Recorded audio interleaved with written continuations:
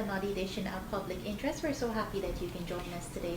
Joining me is no stranger, and that is former President of the Cooperative Republic of Guyana and lead of the People's National Congress Reform, Mr. David Granger. Sir, welcome. It's always a pleasure to have you. It's always a pleasure to be back. Sir, our discussions today are going to be centered around this administration. On August 2nd, they're going to be, I don't want to say celebrate, but it's going to commemorate their first year in office. On that note, my first question to you is, what were the most outstanding occurrences during this first year? I think any Guyanese school child could answer that question. The most unforgettable experiences have been, first of all, the pandemic. Yes. You know, as of this morning, I think we lost about 486 Guyanese. Yes. At the rate the people are dying still under this administration, I reckon that by the time the PPP celebrates its first year in office on the 2nd of August, there'll be 500 deaths. I think it's as bad as that. People are dying at a rate of more than one a day. Mm-hmm. When they went into office in 2nd of August 2020, there were 21 deaths. Yes. And since then, they've added over 460 deaths. So that is what is going on, and I think that is the most unforgettable experience of the last year. The other experience, of course, is the flood, and that is still with us. We have had a countrywide flood, and the cost is going to be horrific. Every region was affected, some regions were more than others, and it is a multi-billion-dollar disaster, catastrophe. And we have not gotten from the administration, although we know that the CDEMA team came here and did an assessment, we have not heard from the administration as yet. We know that there have been some relief efforts, but following relief efforts, you have to look at the recovery efforts. People have been going around with hampers. I think we all accuse the PPP of hamper mania. They feel they can throw hampers at any problem that faces the ordinary people. But the cost at the household level, at the individual level, for farmers, for workers, for miners, is tremendous.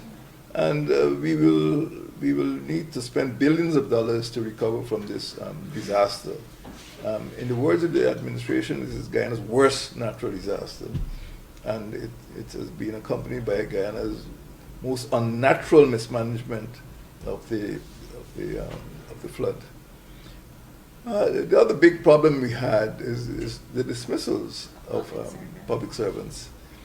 And unfortunately, within the last week, we heard about the dismissal of public servants playing dominoes during lunch period.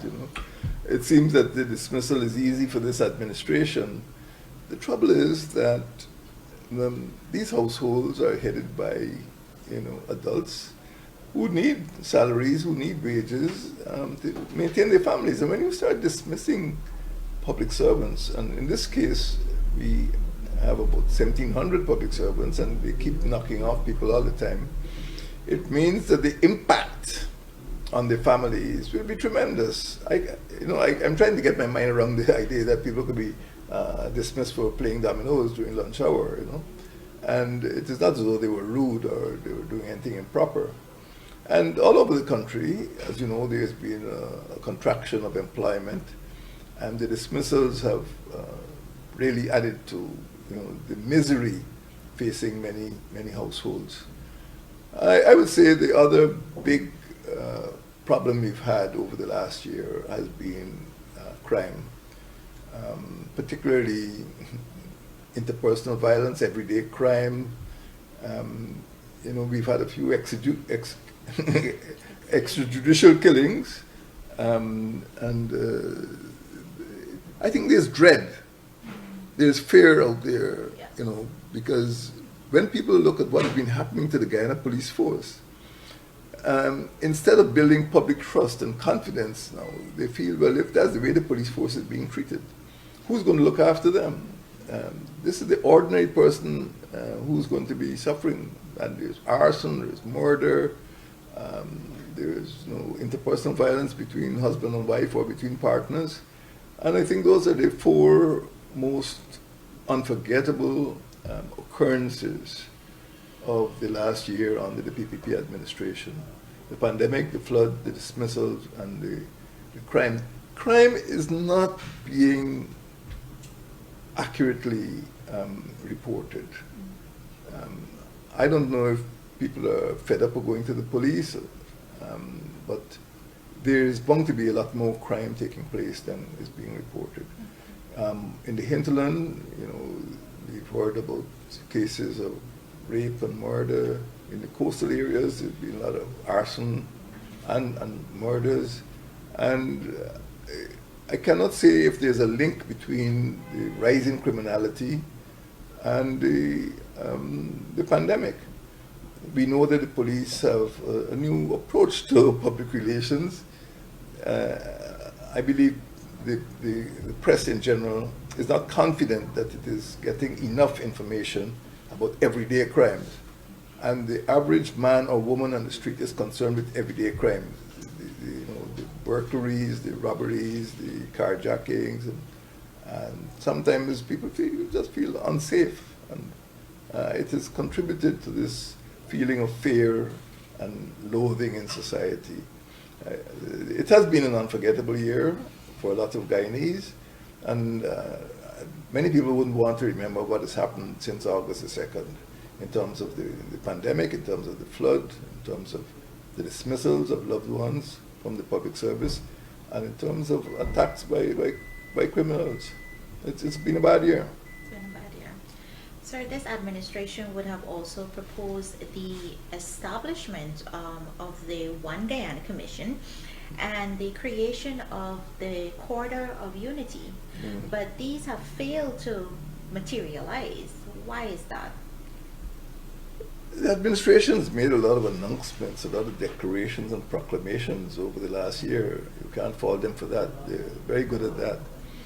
But this One Guyana Commission is supposed to be headed by the Prime Minister. Well, he is a very busy person. You see him, opening a stamp exhibition. You see him, handing out hampers. You see him with some digital communications, seminar or symposium. He is a very busy person, and I believe that this One Guyana Commission, although it sounds good, has not really taken off. To start with, my administration had a Department of Social Cohesion. Now, ethnic relations, this concept of One Guyana is something that needs the attention of a dedicated department or even a minister. And for the Prime Minister to be put in charge of that commission, I don't know if the commission is being convened, I don't know who the members are, I don't know what are its terms of reference, but certainly it has had a very unimpressive start, if it has started at all. The other thing that was announced is this corridor of unity, a corridor of unity. It is strange that the administration took a decision to select the east coast of Demerara as the site for this corridor of unity. If there's a problem of national unity, it might very well affect the whole country. Why select the east coast Demerara? Why not say West Coast Berbice? That is where, on the 6th of March, the school buses were stolen and school children were injured. A butcher shop belonging to a supporter of the APNU was burned down. And there was, the pictures tell the story. On that day, 6th of March, the PPP had half a dozen riots in this country. There were riots in East Berbice, at Tain, at East Kanji. So if you want a corridor of unity, well, why East Coast Demerara? Why not, West Coast Berbice? Why not East Berbice? Those areas were severely affected by disturbances which had an ethnic character. And it is I think, dangerous for them to select East Coast Demerara where that announcement was made about this corridor of unity. There needs to be unity in the whole country, and the administration needs to change its approach. If you think it's only a matter of East Coast Demerara, I would like them to go to other areas, in East Berbice, West Berbice, maybe West Demerara and elsewhere. So it is prejudicial. I hope that that was just a mistake, and that mistake will be corrected. But they have not materialized, because if you are going to talk about national unity, you have to build public trust. You have to build confidence. And I think much of what has happened over the last year has not affected a large part of the population of this country in a positive way. The public servants are fearful. Persons living in some of the areas which have been flooded are fearful of being treated in a disadvantageous manner, in a prejudicial manner. And there hasn't been much movement toward building that confidence that would make people want to support the so-called One Guyana Commission or this corridor of unity. Both are badly flawed from the time of announcement. Who's in charge? Put a body, put an institution, put a core of people who are actually going to work seriously. If you don't do that, people won't take you serious. And this corridor of unity in East Demerara, it doesn't sell. It doesn't sell. Sir, but they have also proposed the establishment of a border patrol group and a regional joint support teams I have here. Those two also failed to materialize over the past year. But my question to you is, how are these new organizations expected to function when they come into play? Well, first of all, the administration needs to explain to the Guyanese people, the purpose for setting these organizations up. We have had in the Guyana Defense Force a border security responsibility literally for 55 years. Okay. The Guyana Defense Force is present at the border. I can't imagine what this border patrol group would do that the Guyana Defense Force has not been doing. Personally, as president, I went to Whitewater, I went to Barmeet, I went to Kaikan, I went to Lethem, all these places, more or less along the borders, mostly with Venezuela and also with Brazil. The Guyana Defense Force has a mandate to maintain border security. And in terms of the police, I'd even introduce mounted police once again in Rupununi. So you have policemen who are capable of traveling some distance on horseback to prevent rustling and also to prevent illegal migrants or any other forms of contraband. So the border patrol, it doesn't make sense. And I don't know if it is a part of the GDF. Well, why not let the GDF do it? As far as the joint support team is concerned, the regional joint support teams, this is, again, baffling. And other commentators have asked, how is this expected to function? You've got questions of legality, because the police force has an act, the defense force has an act. So who is going to control this regional joint support team? Is it going to be the defense force? Well, the army, strictly speaking, cannot give orders to the police. The police is a civil organization, the army is a military organization. How are you going to empower the commander of this team? It's a law enforcement team, we are told. And there have been suggestions that it is harking back to the past, particularly the troubles since 2000. We know that that didn't end well. In fact, one of the most notorious cases is where the police were carrying out an enforcement operation in 2000 against Blackie London. And the army showed up on the scene and started to use anti-tank weapons, And of course it caused a massive conflagration. This is a police operation to arrest the person, and they bring, anti-tank weapons as if they're, aiming at tanks or bunkers, and it caused a massive conflagration, and all to get one person. And up to now, well, of course, the owner of the property had to go to court and all that, but it shows you the difficulty in this so-called joint operation. You can't simply superimpose the army on top of a police force which is performing its legitimate law enforcement functions. It didn't work well, and I don't know how it is expected to work, and I think there's been some apprehension or some suspicion as to how this will be commanded and how it will operate, and to whom would it be accountable, how it will be administered.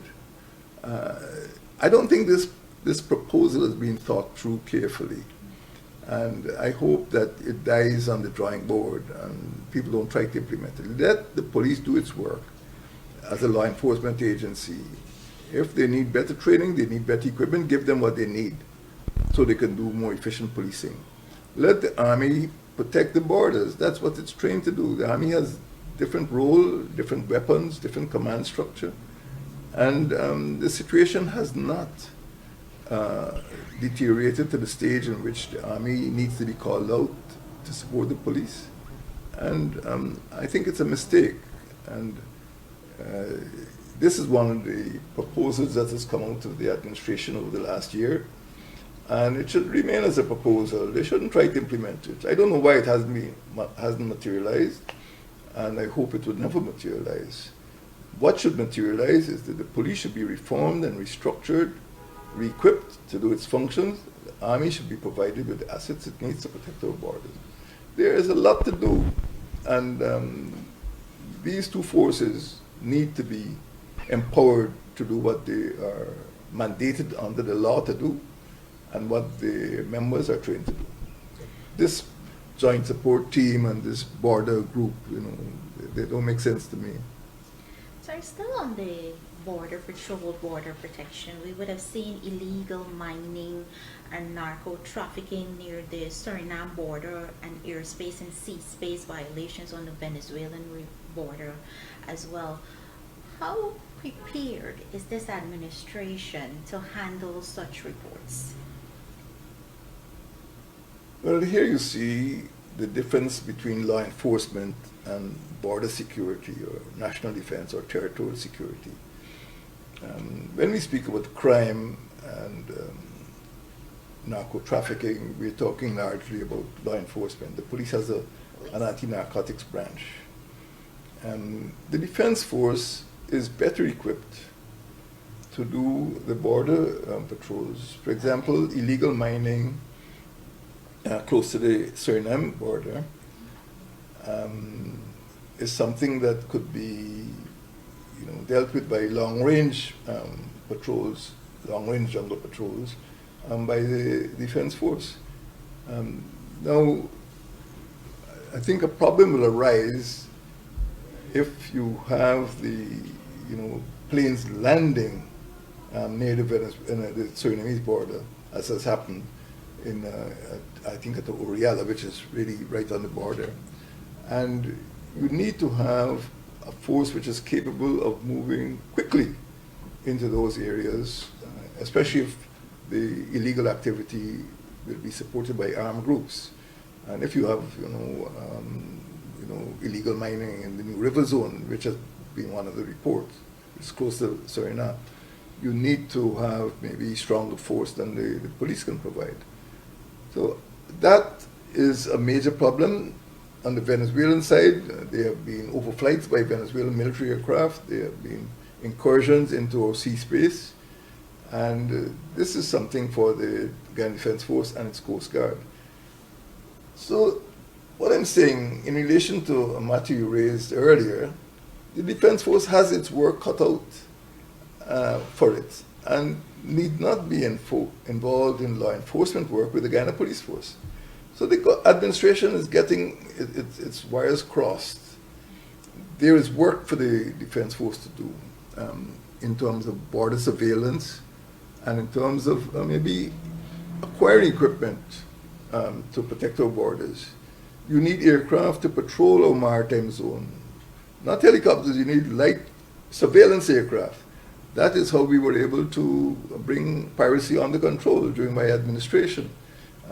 Although the aircraft were not appropriate, because of the regularity of our surveillance activities, we were able to suppress piracy.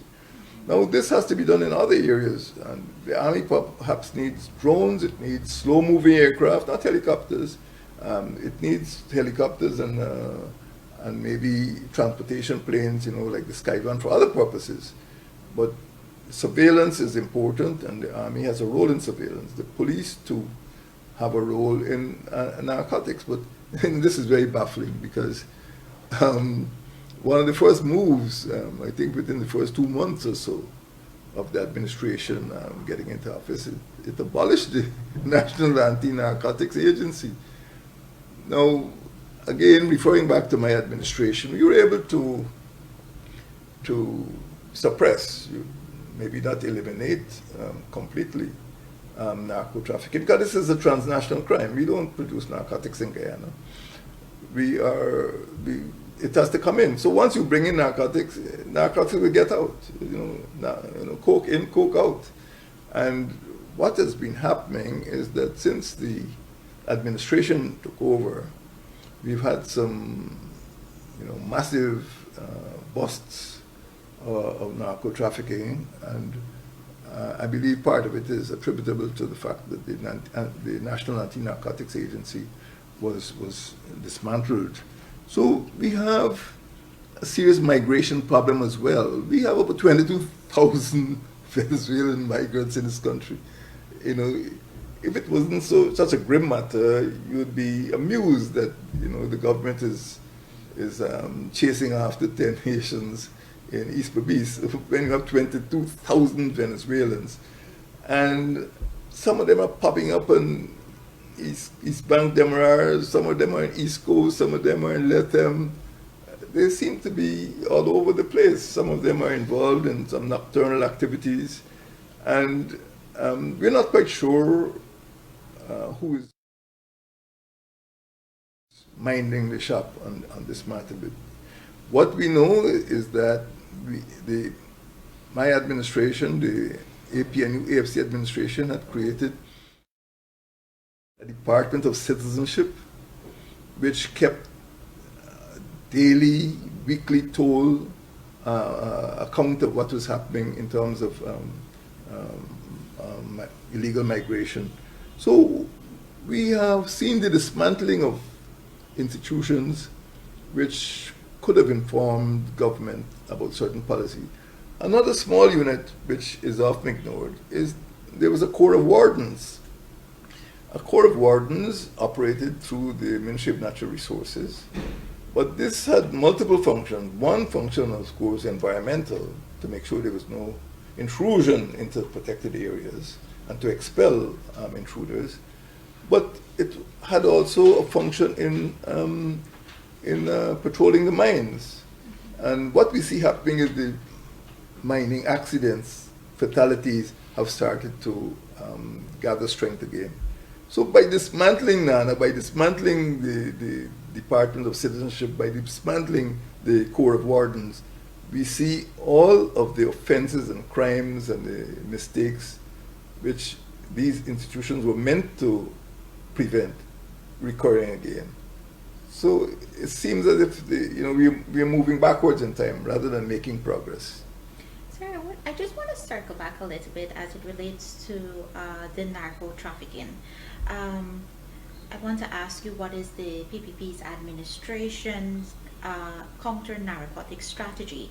And I ask that because there are reports of external seaborne narco trafficking, we have internal airborne narco trafficking, and local ganja trafficking over the last year actually, and it's been worrying. Narco trafficking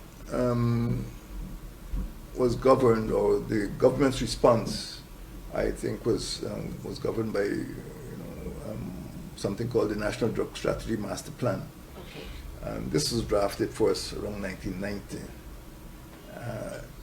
I think the present administration is probably ignoring the fact that there is a National Drug Strategy Master Plan, and ignoring it is not helping. the last administration set up the National Anti-Narcotics Agency because it's called NANA, because KANU does not have the capability to monitor, transnational crime. It is what it says. It was set up to be a customs anti-narcotics unit. It is not a national agency. It does not have the reach. It does not have the capability. Police has a small unit, which is mostly concerned with ganja eradication. But the administration seems to have ignored the National Drug Strategy Master Plan. So I don't know what they're following now. When you speak about narcotics and narco trafficking, we have to bear in mind what happened on Wednesday morning, in which it seems clear now that the president of a Caribbean state was assassinated by a gang of foreign mercenaries coming from a known South American country.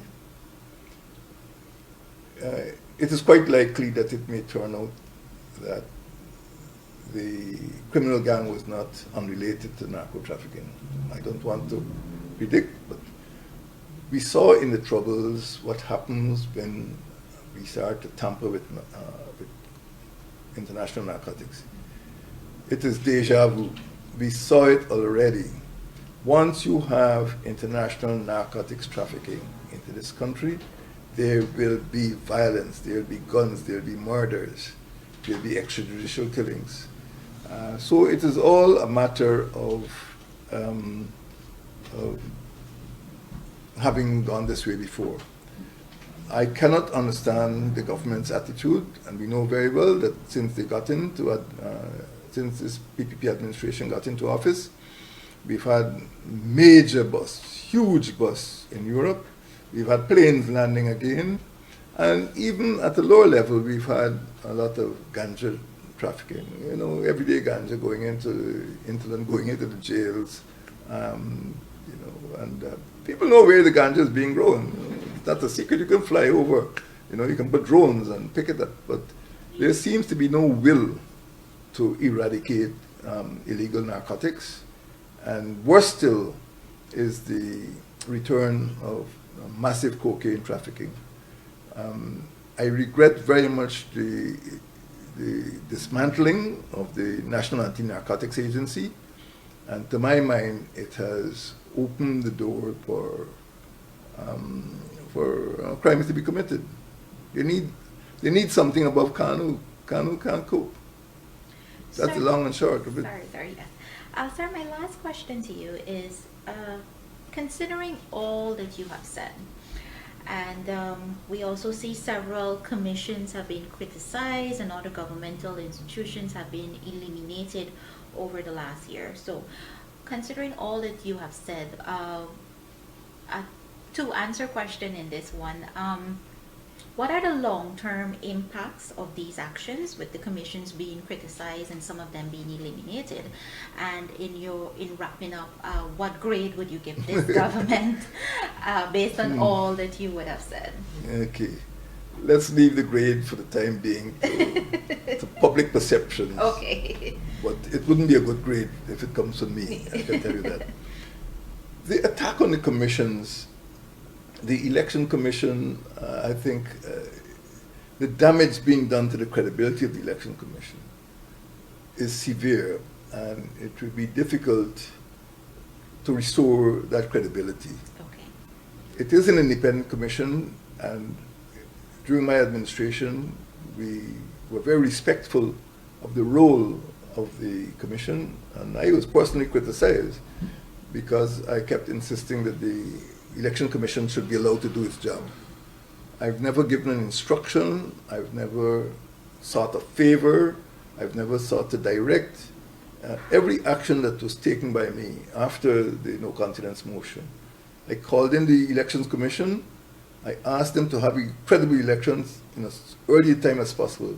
And the first time I got any indication when elections should be was on the 19th of September 2019, that elections could not be held before the end of February. At when the Election Commission made its declaration, I respected that declaration. I think the attacks on the Election Commission have been unworthy, and it will lower the public perception of the integrity of the Commission. Again, we've had attacks on the Police Service Commission. It's a scandal. It is obscene, the way they've treated the members of the Police Service Commission, and the Police Service Commission stood up to this administration. There's no almost a trial of strength between the law and the Constitution on the one hand and what the administration is trying to do. This hasn't happened before. It certainly didn't happen under my administration. And the credibility of the Police Service Commission is in question. And I think the other commission that has suffered is the Guyana Lands and Surveyors Commission. Once you start attacking the integrity and credibility of these institutions, you know, the public confidence will fall. These institutions are all concerned with regulatory functions. And quite frankly, the attacks by the PPP have been very, very damaging. In all, to come back to your question, this has not been a good year. The 2nd of August will see a rise in deaths. It will see a rise in crime. It will see a lot of questions raised by the mismanagement of the flood unanswered. In all respects, all this One Guyana Commission, people will leave, or people will arrive at the 2nd of August 2021 with a very bad taste in the mouth. The last year has been a very bad year for all Guyanese, for the government, but worse for all Guyanese. Sir, it's always a pleasure to have you here, and thank you very much for being with us. And to you, our listeners, we say thank you very much for joining us. And on behalf of all of us here at Public Interest, we do continue to encourage you to follow all COVID-19 guidelines. Goodbye.